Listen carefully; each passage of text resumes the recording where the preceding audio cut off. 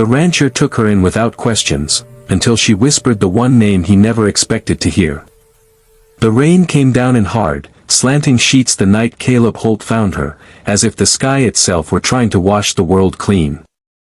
Caleb had lived on the Wyoming plains long enough to know that nothing good traveled alone in a storm. Trouble, hunger, and loss often rode the rain. Still, when he saw the shape collapsed against the outer wall of his barn, he did not hesitate. She was small, soaked through, her dress clinging like it had given up on keeping her warm. A thin veil hung from her hair, muddy and torn, and her hands were folded over her stomach as if she were protecting the last fragile thing she owned. Her eyes were closed, lashes trembling, lips moving without sound. Caleb set his lantern down and crouched beside her. "Miss," he said gently. "You alive?" Her eyes fluttered open, startled, dark with fear. She tried to scoot back, but her strength failed her. Caleb raised his hands, palms open. "Easy," he said. "You're safe here." He didn't ask where she came from. He didn't ask why she was alone. He had learned long ago that the right questions came later, after the fire was lit and the coffee was hot. He carried her inside his cabin, laid her on the narrow bed near the stove, and wrapped her in blankets that still smelled faintly of pine smoke and saddle leather.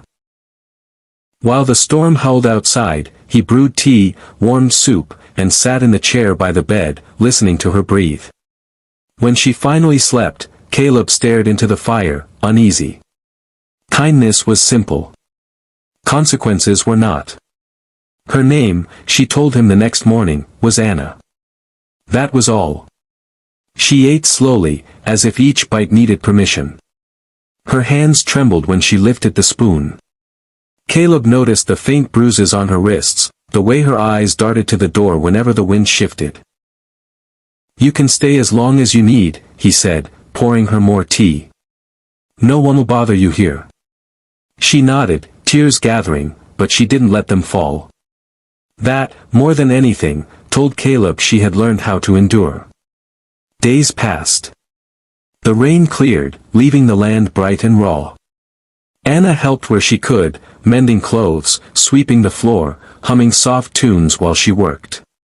Her voice was gentle, almost shy, but it filled the cabin with something Caleb hadn't felt in years.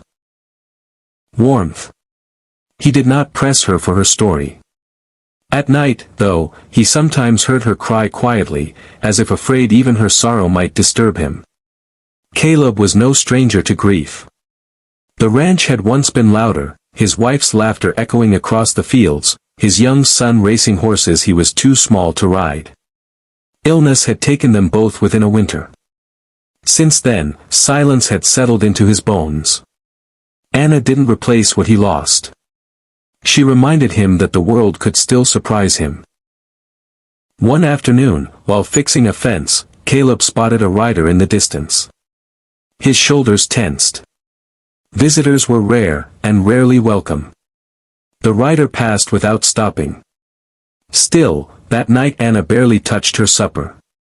"You all right?" Caleb asked. She nodded too quickly. "I'm grateful," she said instead. "For everything."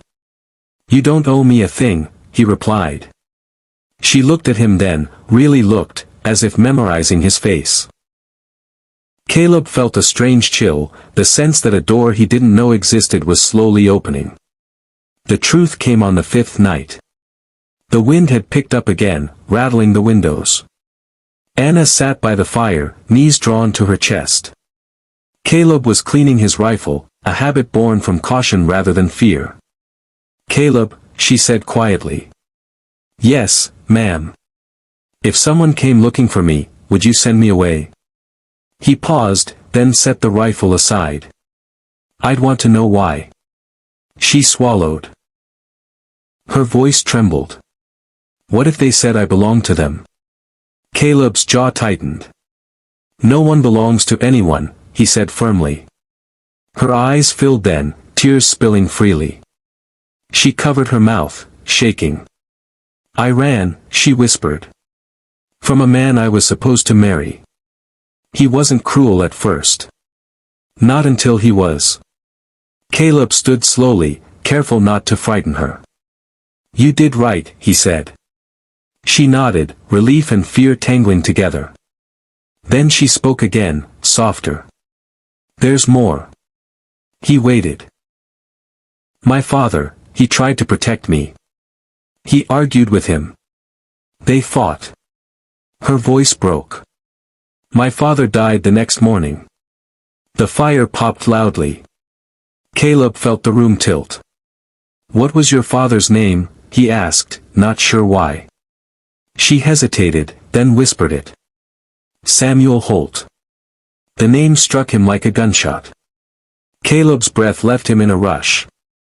His knees nearly buckled, and he had to grip the table to stay upright. Samuel Holt. His older brother.